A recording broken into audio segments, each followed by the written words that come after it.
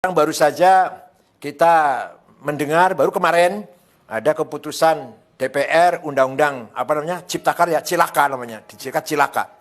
Itu jelas tidak seimbang, hanya menguntungkan satu kelompok, hanya menguntungkan konglomerat, kapitalis, investor, tapi menindas, menginjak kepentingan atau nasib para buruh, para petani, rakyat kecil. Kita harus punya sikap yang tegas dalam hal ini. Mari kita cari jalan keluar yang elegan, yang seimbang, tawassut.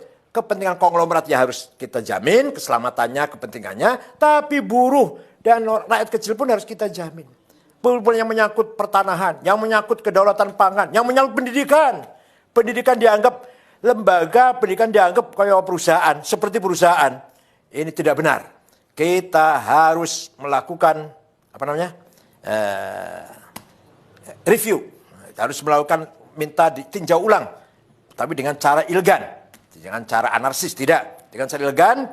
Kita harus bersuara demi warga NU, demi wasatiyah, al-istimaiyah, moderasi dalam membangun masyarakat yang moderat. Tidak boleh mengorbankan rakyat kecil.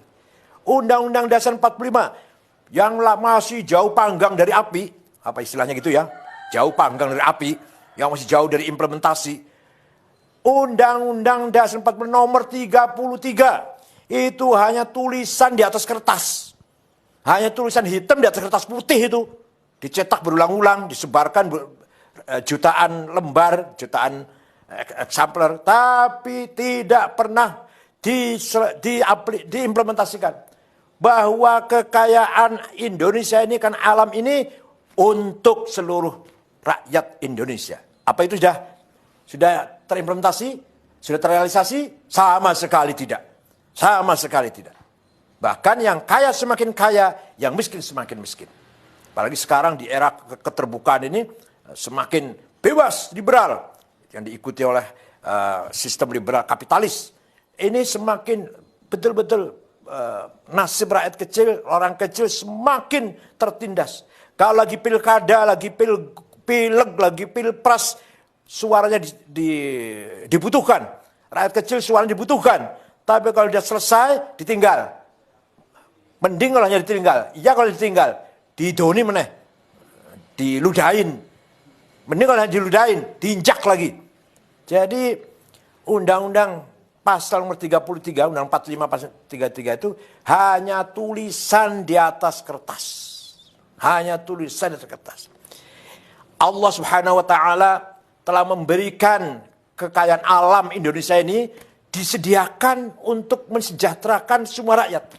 Dan itu cukup. 260 juta orang ini cukup sejahtera kalau betul-betul dikelola dengan adil, dengan merata. Tambang coba. Ada tambang gas, minyak, batu bara, boksit, mening, bahkan emas, bahkan berlian, bahkan nikel, apalagi lithium apa namanya lah, banyak sekali tambang. Cukup untuk mensejahterakan perutnya, mengenyangkan perutnya 200 juta orang.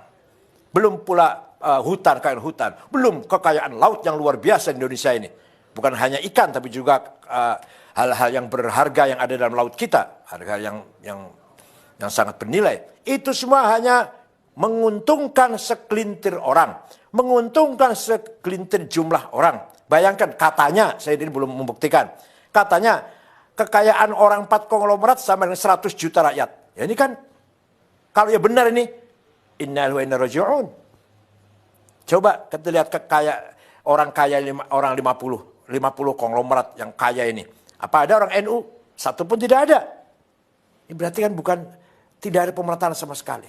Ada, saya juga sering ngomong nih, sudah saya bosan sama ngomong ini. Ada pengusaha yang menguasai 5 juta hektar. Tapi warga NU di desa 1 meter aja, 1 jengkal aja nggak punya. Para petani kita. Ini jelas sekali tidak membangun keseimbangan. Saya tidak anti konglomerat. Tapi konglomerat harus melakukan reformasi cara berpikir, harus menjadikan kelas menengah dijadikan mitra, bukan dijadikan bawahannya. Kelas menengah harus menganggap mitra bagi kelas kecil. Kelas kecil harus merangkul buruh tani, rakyat kecil.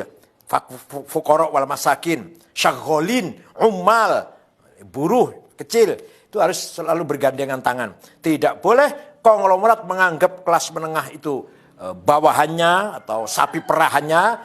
Kelas menengah menganggap kelas kecil sapi perahannya, bawahannya, dan kelas kecil jauh dari fuqara wal masakin, tidak boleh. Oleh karena itu sekali lagi saya mengharapkan NU nanti bersikap menyikapi undang-undang yang baru saja diketok kemarin ini dengan kritik, dengan sikap kritis, tapi elegan. Tidak boleh menggunakan cara-cara anarkis, tidak ada gunanya itu.